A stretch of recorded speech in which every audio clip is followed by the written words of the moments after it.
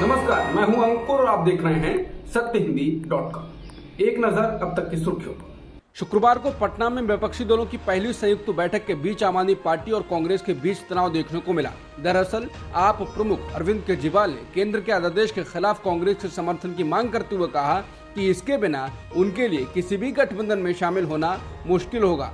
आपने कहा, कांग्रेस जो कि एक राष्ट्रीय पार्टी है और लगभग सभी मुद्दों पर एक स्टैंड लेती है, उसने अभी तक काले अध्यादेश पर अपना रुख सार्वजनिक नहीं किया है। वहीं खड़गे ने भी दिल्ली की आम आदमी पार्टी की प्रवक्ता के आरोपों को लेकर केजरीवाल से कड़ी नाराजगी व्यक्त की। बता दें, प्रवक्ता का बैठक के बीच में ही कहना था कि अध्यादेश पर भाजपा और कांग्रेस के बीच कथित तौर पर समझौता हुआ है कि संसद के आगामी सत्र में जब विधेयक को राज्यसभा में मतदान के लिए रखा जाएगा तो कांग्रेस बाहर निकल जाएगी। इसके बाद खड़गे और केजरीवाल के बीच कहासुनी हो गई, जिसके बाद पश्चिम बंगाल की सीएम और टीएमसी प्रमुख ममता बनर्जी को हस्तक्षेप करना पड़ा और रेफरी की भूमिका निभानी पड़ी। उन्होंने केजरीवाल से कहा कि उन्हें शांत हो जाना चाहिए, क्योंकि कांग्रेस ने स्पष्ट कर दिया है कि वो संसद सत्र शुरू होने से पहले इस मुद्दे पर अपना रुख बताएगी। वहीं अधिकांश नेताओं ने कांग्रेस का पक्ष लेते हुए सुझाव दिया कि पार्टी को अपनी आंतरिक प्रतिक्रियाओं से गुजरने दें और बैठक में स्टैंड लेने के लिए मजबूर न किया जाए।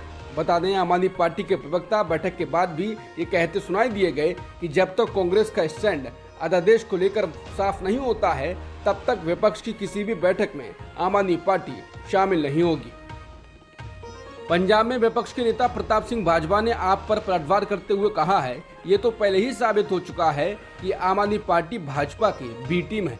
केंद्र सरकार ने जब जम्मू कश्मीर में धारा 370 खत्म करके 2 केंद्र शासित प्रदेश में तब्दील कर दिया था, तो आप सुप्रीमो और दिल्ली के मुख्यमंत्री अरविंद केजरीवाल ने बीजेपी को बिना शर्त समर्थन दिया था। बाजवा ने कहा, तब आपको लोकतंत्र की हत्या की याद क्यों नहीं आई, जबकि अब केजरीवाल खुद को भारत में संघवाद के राजदूत के रूप में प्रदर्शित कर रहे हैं। क्या वो उस समय नहीं मानते थे कि पूरे राज्य को 2 हिस्सों में बांटना और इसे केंद्र शासित प्रदेश बनाना देश के संघीय ढांचे पर हमला है। बाजवा ने कहा कि हमेशा की तरह कांग्रेस पार्टी लोकतांत्रिक अधिकारों की रक्षा के लिए प्रतिबद्ध है और भारत के संविधान की रक्षा के लिए लड़ती रहेगी। इस बीच विपक्षी एकता को नुकसान पहुंचाने के आपके नापाक एजेंडे का आज पर्दाफाश हो गया है। उन्होंने कहा कि पटना की बैठक के बाद आम आदमी पार्टी के दोगलेपन को पूरे विपक्ष ने देखा है। पटना में हुई विपक्षी दलों की बैठक में राजद नेता लालू यादव वर्षों बाद एक बार फिर से अपने पुराने अंदाज में दिखे। उन्होंने भिंडी की कीमत से लेकर राहुल गांधी की शादी तक अपनी बात कही। इसके साथ ही लालू ने प्रधानमंत्री मोदी पर निशाना साधते हुए कहा कि अब मैं पूरी तरह से फिट हो चुका हूं, अब मोदी जी को फिट कर देना है। अगली बैठक शिमला में होगी।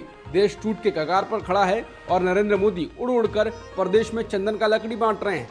उन्होंने कहा कि हम तो भिंडी खरीदने नहीं जाते हैं, लेकिन मालूम हुआ कि भिंडी 60 रुपए किलो है और आटा चावल का भाव आप सबको पता है। बेरोजगारी से हताशा है और महंगाई चरम पर है। इसके साथ ही लालू ने कहा कि पता नहीं ये 2000 का नोट क्यों बंद कर दिया गया। कांग्रेस नेता जयराम रमेश ने मणिपुर हिंसा को लेकर आज सर्वदलीय बैठक बुलाए जाने पर प्रतिक्रिया दी है। उन्होंने एक लंबा ट्वीट कर कहा कि मणिपुर में आग लगने के 52 दिन बाद होम मिनिस्टर ने आखिरकार आज दोपहर 3 बजे मणिपुर पर एक सर्वदलीय बैठक बुलाना उचित समझा है। उन्होंने कहा कि वास्तव में इस बैठक की अध्यक्षता प्रधानमंत्री को करनी चाहिए थी, जो इतने समय तक चुप रहे हैं। जयराम रमेश ने कहा कि इसे राष्ट्रीय पीड़ा के प्रदर्शन के रूप में इम्फाल में आयोजित किया जाना चाहिए था। भाजपा ने मणिपुर को लोगों को बुरी तरह से विफल कर दिया है। जयराम रमेश ने कहा कि फिर भी 2002 और 2017 के बीच 3 बार सीएम के रूप में मणिपुर को शांति और विकास के रास्ते पर वापस ले जाने वाले ओकराम इबोई सिंह जी इस बैठक में कांग्रेस का प्रतिनिधित्व करेंगे। उनके व्यापक अनुभव और गहन ज्ञान को देखते हुए उनकी बात पूरी गंभीरता से सुनी जानी चाहिए। अडानी ग्रुप एक बार फिर से संकट में गिरता हुआ दिखाई दे रहा है और इसका असर उसके शेयरों पर भी पड़ रहा है। दरअसल अमेरिका में अडानी ग्रुप के निवेशकों से पूछताछ चल रही है। ब्लूमबर्ग की एक रिपोर्ट में दावा किया गया है कि अमेरिका में सिक्योरिटीज एंड एक्सचेंज कमीशन यानी SEC अडानी ग्रुप के निवेशकों से पूछताछ कर रहा है। इस कारण शुक्रवार को अडानी ग्रुप के शेयरों में गिरावट देखने को मिली। Short seller Hindenburg research report के सामने आने के बाद अमेरिकी एजेंसियां इस बात का पता लगाने में जुटी हैं कि अडानी समूह में निवेश करने वाले अमेरिकी निवेशकों को समूह ने डिस्क्लोजर में क्या जानकारियां साझा की हैं। जांच एजेंसी ने अडानी समूह के निवेशकों से पूछा कि उनके ग्रुप से क्या बातचीत हुई।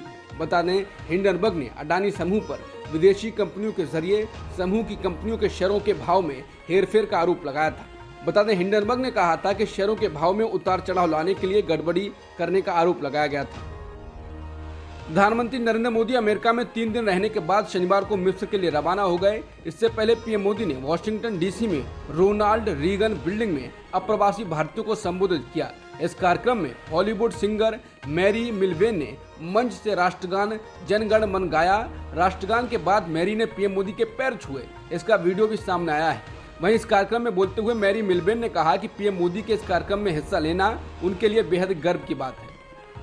रूसी राष्ट्रपति व्लादिमीर पुतिन को रक्तापलट का डर सताने लगा है। ऐसे में उन्होंने रूसी राष्ट्रपति कार्यालय क्रेमलिन की सुरक्षा के लिए मॉस्को में टैंकों की तैनाती का आदेश दिया है। पुतिन को डर है कि उनकी प्राइवेट मिलिशिया वैगनर ग्रुप उन्हें सत्ता से उखाड़ फेंकने के लिए तख्तापलट की कोशिश कर सकती है। मॉस्को की सड़कों पर भारी मात्रा में टैंक और बख्तरबंद गाड़ियों को देखा गया है। वहीं रूस की प्राइवेट आर्मी वागनर ग्रुप के चीफ एवगेनी प्रिगोजिन ने दावा किया है कि उनके सैनिकों ने यूक्रेन के साथ मिलकर कई जगहों पर रूस की सीमा पार कर ली है। रूस के रोस्तोव शहर के स्थानीय टेलीग्राम चैनलों पर कुछ फुटेज ऐसे आ रहे हैं जिनमें सैनिक सरकारी इमारतों को घेरते हुए दिखाई दे रहे हैं। समाचार एजेंसी रॉयटर्स के मुताबिक ये पुलिस मुख्यालय है। वहीं स्थानीय गवर्नर गोलुबेल ने लोगों से घरों से बाहर निकलने की अपील की है। वहीं रूस की प्राइवेट आर्मी वागनर ग्रुप के कथित तौर पर बागी रुख अपना लेने के बाद राजधानी मॉस्को में सुरक्षा व्यवस्था कड़ी कर दी गई है। मॉस्को के मेयर ने घोषणा की है कि राजधानी में सुरक्षा मजबूत बनाने के लिए आतंकवाद रोधी उपाय किए गए हैं। अब तक की खबरों में इतना ही।